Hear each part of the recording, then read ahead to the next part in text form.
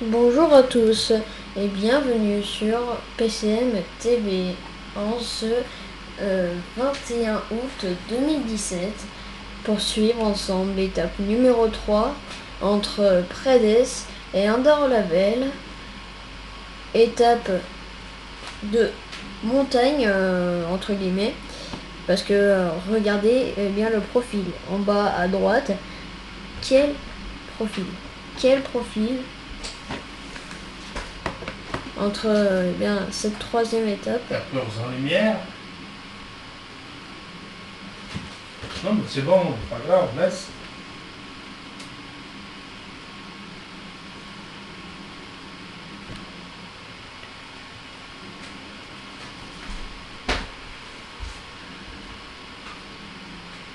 Donc pardon, entre cette troisième étape avec une échappée devant. Attendez 2 secondes.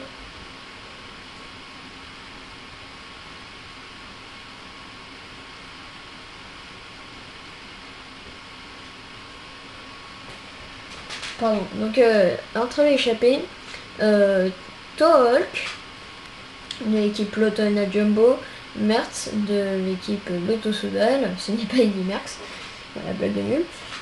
Michael Erizard de l'équipe Trek Segafredo. On a Saez de l'équipe Cara Rural, Anthony Turgis de l'équipe Cofidis et Marc Fournier de l'équipe FDJ. On arrive à 3 km du sommet de la première difficulté, de première catégorie. D'ailleurs, le peloton ne laisse pas beaucoup de temps. Ça fait comme hier, 2 minutes 13 avec l'équipe Sky qui contrôle un peu tout le bazar, j'ai envie de dire. Le maillot rouge de leader va être perdu, je pense, par Matteo Trentin. Regardez les pourcentages. Déjà, celui de première catégorie, je vais y arriver, n'est pas très pentu. Attendez, on va vivre l'attaque de Talk. Par contre, le prochain, déjà le pied est très tendu et après regardez ça, avec des descentes. Je me souviens que la dernière ascension, la descente est très sinueuse. Donc il faudra faire très attention. Qui va prendre les premiers points de cette Vuelta et devenir certainement le maillot à pois bleu.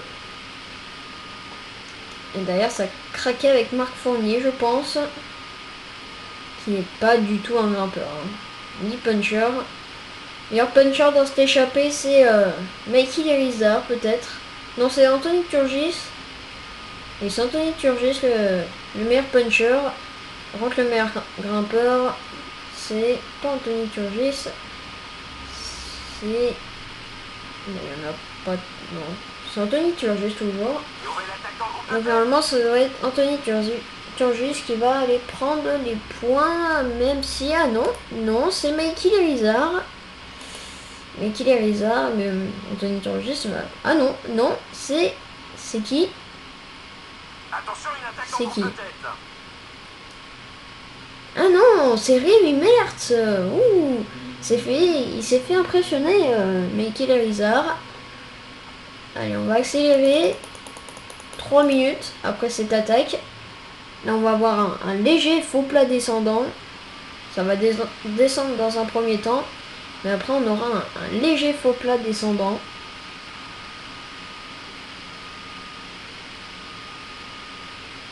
Et là, après ce léger faux plat descendant, on aura une partie avec du faux plat montant cette fois, pour arriver au sprint intermédiaire et arriver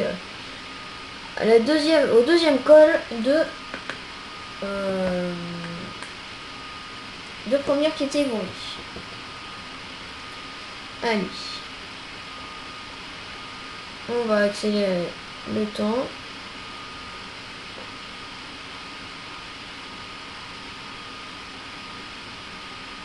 Derrière l'échappée, il y a une crevaison de Bistrom.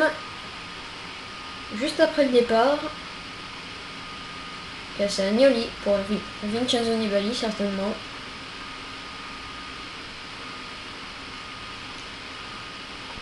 L'équipe Manzana est très soudée. Comme l'équipe Bahreïn Merida. Katusha Alpecin. Quick-Step Floor. Toutes les équipes sont très soudées.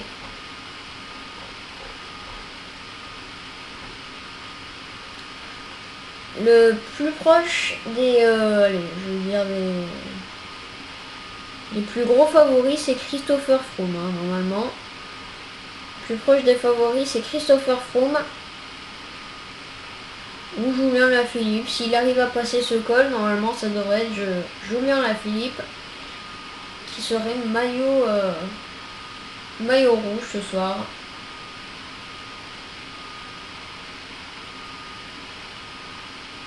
Allez, on continue ce faux plat descendant.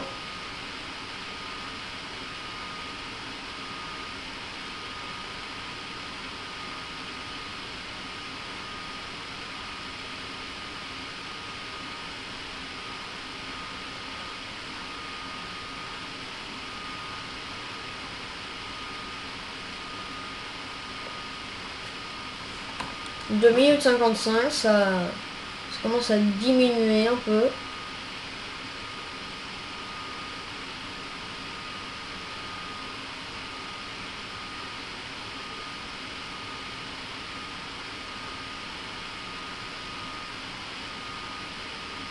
On arrive à 5 km du sprint intermédiaire.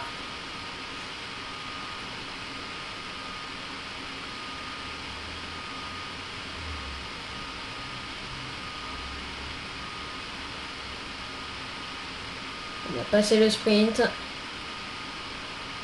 Je n'ai pas vu qui c'était. Parce qu'en même temps, je regarde la télé un peu.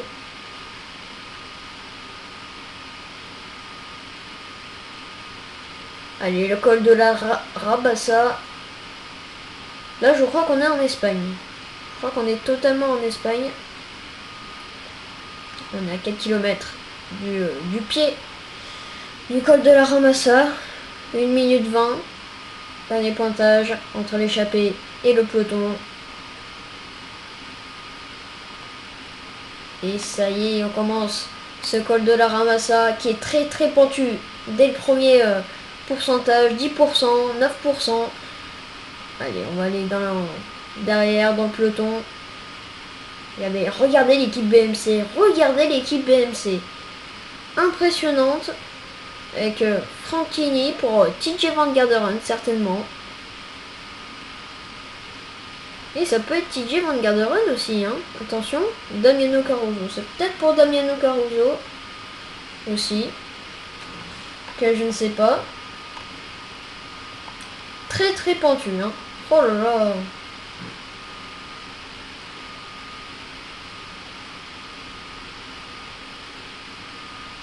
Très pentu. Et là, ça commence à batailler avec quand même Barguil, Christopher Froome, Fabio Aru. 40 secondes. Hein. 40 secondes.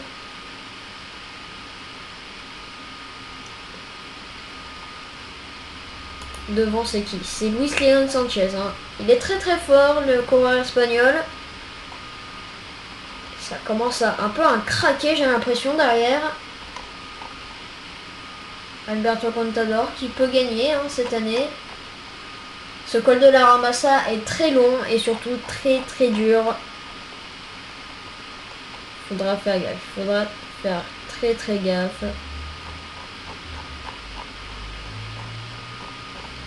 Et on va se mettre sur Christopher Froome et après. On va voir, mais même regardez les favoris. Regardez les favoris. Regardez, TJ Van Garderen est très impressionnant, il se met en danseuse. Hein. C'est pour vous dire. Allez, on va se mettre sur Fabio Aru, ça y est. L'échappée, il n'y a plus du tout d'échappée. C'est l'équipe BMC, l'équipe Astana qui font le boulot.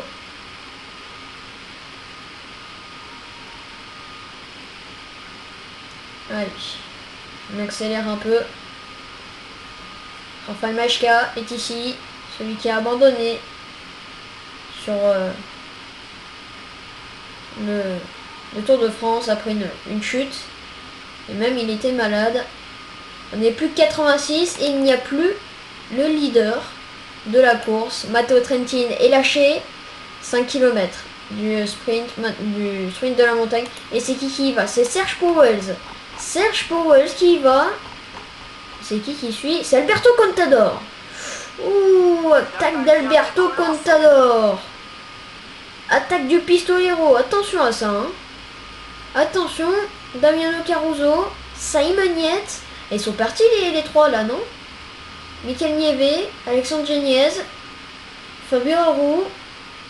Oh là là. Vincenzo Nibali qui est l'un des favoris parce qu'il n'a pas fait le Tour de France, il a fait le Giro, il a terminé je crois troisième. Allez, on a 2 km du sommet en tout cas, c'est bien parti pour Serge Pauwels. Plus de 45 secondes maintenant pour le grimpeur belge, j'allais dire allemand, de l'équipe Dimension Data, 1 minute 9. C'est fait, il va prendre les points de la montagne. On voit là-bas le sommet. Puis maintenant on va attaquer une longue descente pour arriver sur une grande vallée. Et puis arriver sur le pied de la dernière ascension. Voilà, 2 minutes. Ça se regarde, Javier Moreno. L'un des lieutenants, on peut dire, de Vincenzo Nibali. 2 minutes, il prend déjà. Hein. Là, ça commence à accélérer. Et c'est qui attaque? Je n'ai pas vu. C'est Eric Mas. Non, c'était juste un bluff. Devant, c'est Alexandre Geniez, je crois, qui fait le boulot pour Romain Bardet, certainement. Serge Pauwels qui est dans la descente. Plus de 2 minutes d'écart au dernier pointage. 2 minutes d'écart. On voit des coureurs encore au sommet. C'est le peloton. Le peloton augmente son allure. Certaines équipes ne doivent pas apprécier l'échappée du jour. Allez, c'est parti. On va accélérer. On va ralentir s'il y a une chute d'un gros leader. Ils sont plus que 29 dans le mini peloton, on va l'appeler. D'ailleurs, ça va revenir avec 27 coureurs, 36 secondes. Peut-être, ça va peut-être revenir. Ça allait très vite avec l'équipe Astana et l'équipe BMC.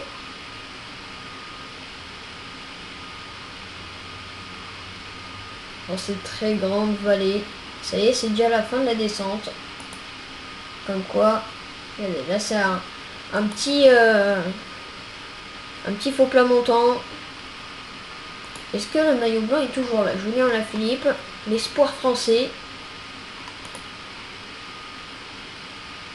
Qui peut certainement gagner l'étape aujourd'hui s'il arrive à s'accrocher dans le col de deuxième catégorie. Il est à 0 secondes, il est quatrième à 0 secondes. Fabio Aru est 171e à 1 minute 54, il est très loin. Chavez est à 26 secondes. Christopher Froome. Oui, Christopher Froome. Ah oui, il est là. Podo Vivo Caruso qui est à 12 secondes. Christopher Froome qui est à 12 secondes.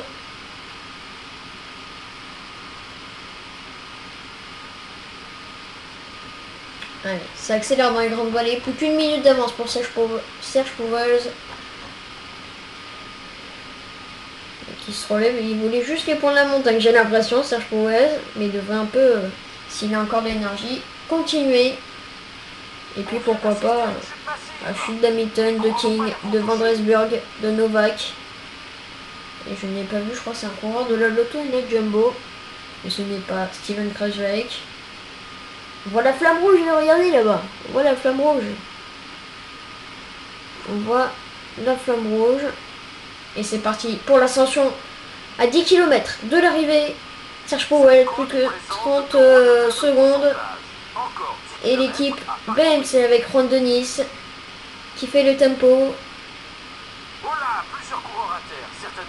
Et c'est parti, ça va très très vite là. Ça va à 20 km/h dans cette montée. Sèche à 10%.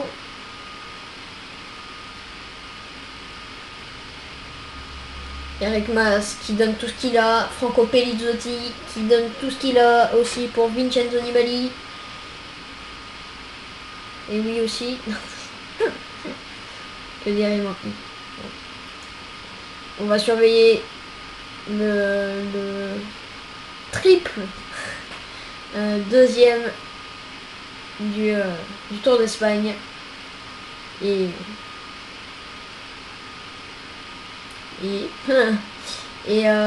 ça attaque avec je crois Vincenzo Nibali devant. Non, c'est Franco Pelizzotti qui attaque, mais tout le monde le suit pour certainement attraper Serge Powers. C'est fini, ils sont plus que 30 dans le peloton. Ils sont plus que 30. Ça y est. Et ça se marque. Rein Taaramäe qui a fait le tour de l'Arctic Way Race de Norway. Avec la victoire de Dylan Teuns. Romain Bardet qui reste bien dans la roue de Christopher Froome. Julien Lafilippe, est-ce que quelqu'un va attaquer? On est à 2 km du sommet. Est-ce que quelqu'un va surtout attaquer? Est-ce qu'un leader est piégé? Où est Vincenzo Nibali? Il est là, Vincenzo Nibali, il est très loin. Tout comme Alberto Contador. Si quelqu'un attaque, c'est fini pour ces leaders.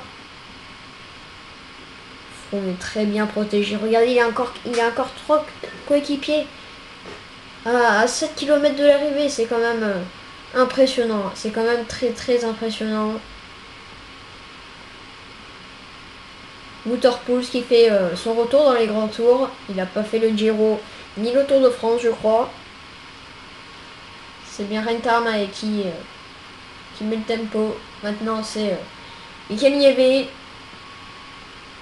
A signalé l'absence de Mikel Landa.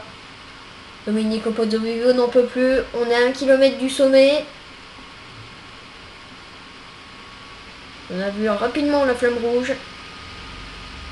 Et personne, tout le monde se marque. Ça va se jouer au sprint. Si tout le monde, si personne n'attaque, ça va se jouer au sprint. En même temps, on les comprend. On n'est qu'à la 3e étape. Christopher Froome, attention à Christopher Froome. Domenico Pozzovivo, l'équipier de Romain Bardet. On l'a compris, tout sur Romain Bardet. Hein. Tout sur Romain Bardet. Pozzovivo a quand même un 80 de montagne. C'est un beau lieutenant, hein, je pense. Pour Romain Bardet. Et on est à 500 mètres du sommet. Personne ne va attaquer. Attention à Julien Lafilippe. Hein. Et ça va être lui, je pense, le maillot ce soir. Ce soir, ça va être lui le maillot. Si ça continue comme ça. Et surtout s'il prend les bonifications. Et est-ce que un certain Christopher Froome, s'il gagne l'étape, peut prendre ce maillot? Ah non, 12 secondes, il faudrait qu'il prenne 2 secondes et qu'il gagne l'étape. Attention parce que là, il y a un tout petit trou là, à reboucher. On est plus de 21. Tout le monde est rentré. Warren Barguil est ici.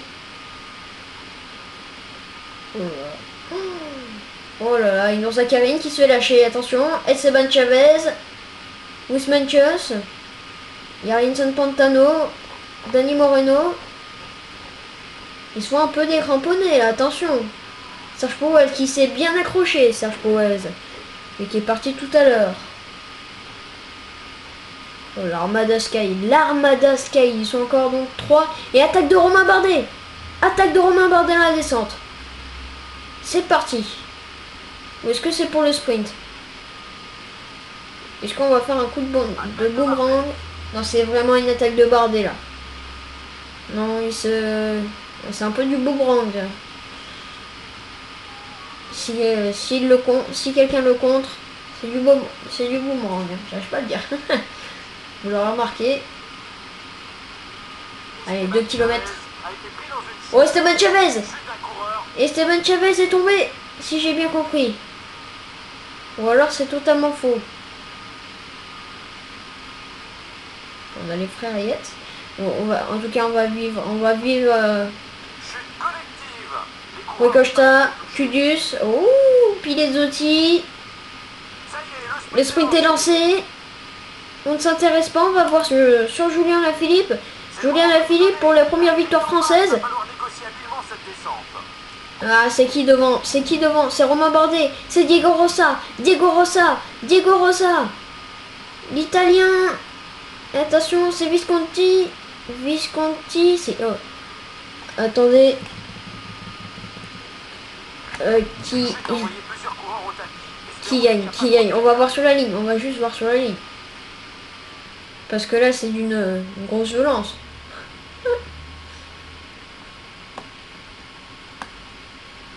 Ah, c'est Visconti, hein. Je crois que c'est Visconti. Je crois que c'est Visconti. Ah, c'est Visconti. Oui. Devant Diego Rossa, Julien Lafilippe, Romain Bardet, Wouter Pouzier, Vincent Pantano, Vincenzo Nibali, Ilnur Zakarin, Michael Nieve, Fabio Aru, Christopher Froome, Warren Barguil, Renta Armé, Damiano Caruso, Alberto Contador, Rafael Maika, Adam Yates, Simon Yates, Bob Jungels et Serge Powers. Est-ce que c'est vrai que Esteban Chavez a été là, est tombé? C'est une bonne question. Hein. C'est une très très bonne question. Belle victoire. Oh, oh, oh là là, l'équipe Astana est tombée. 3 coéquipiers de Fabio Aru sont tombés. Luis Leon Sanchez est tombé. Pelo, pardon, Bilbao est tombé aussi. On a vu le maillot vert. Voilà, qui vient juste d'arriver. John Degenkolb. Très très belle arrivée au sprint. Ça s'est joué à un boyau près.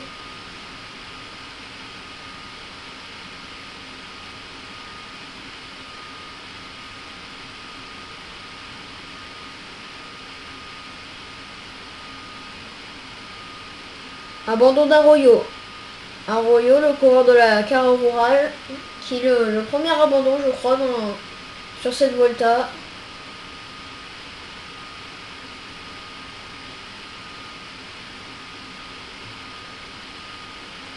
Alors, on attend les derniers coureurs. Délai maximal, pardon. Voici 1h04, mais c'est fini. Le podium de l'étape. Avec Giovanni Visconti normalement qui devrait monter sur la première marche du podium. Giovanni Visconti de la Bahreïn de Merida qui offre le premier succès de la Bahreïn sur cette Volta. Et qui prend le maillot? Qui prend le maillot? C'est Julien Lafilippe, voilà. Qui prend ce maillot. Christopher Froome est déjà 4e. Les frères Yates sont 9 et 10e. Damiano Caruso est 6e, Michael Nieve 7e, Warren Barguil 8e, et voilà, Bob Jungels est 2e. Rémi Mertz est le meilleur grimpeur, avec même égalité de points que Serge Powell.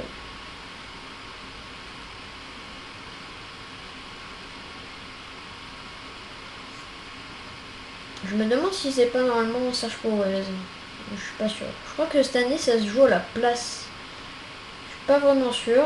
Mais si c'est à la place, c'est bien sûr Serge Powell. John Degenkolb. Ah, même à égalité de points. Et, normalement, c'est Giovanni Visconti normalement qui devrait porter ce maillot. En vrai, parce que là c'est dans un jeu vidéo. Julien Lafilippe, meilleur jeune.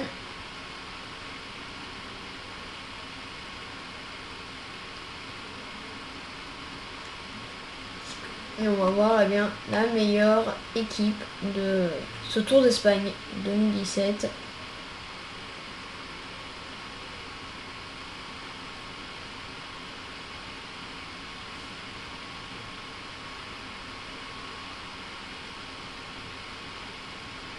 Et c'est la team Sky. C'est la team Sky.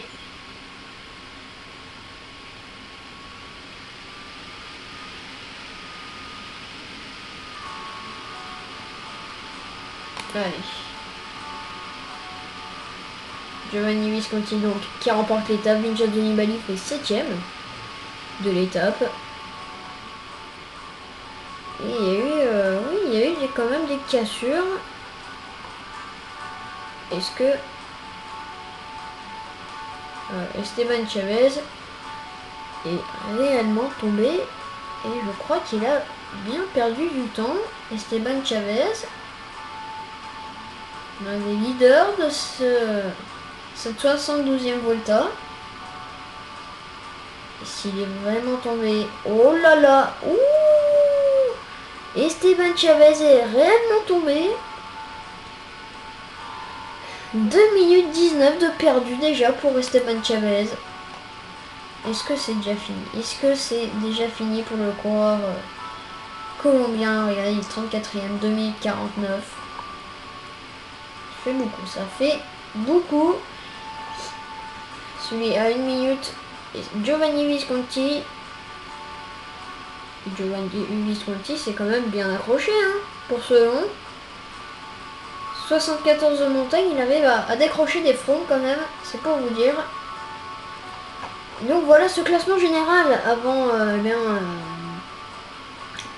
l'étape de demain.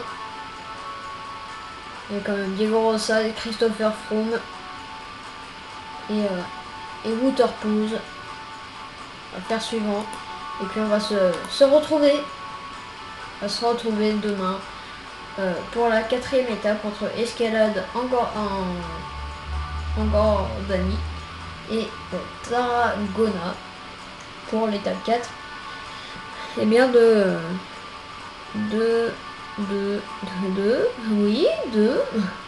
cette Volta.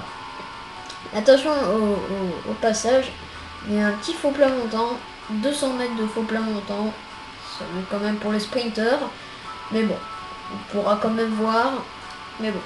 Allez, je vous remercie d'avoir regardé cette vidéo, on se retrouve bien pour la prochaine. Allez tout le monde, ciao ciao.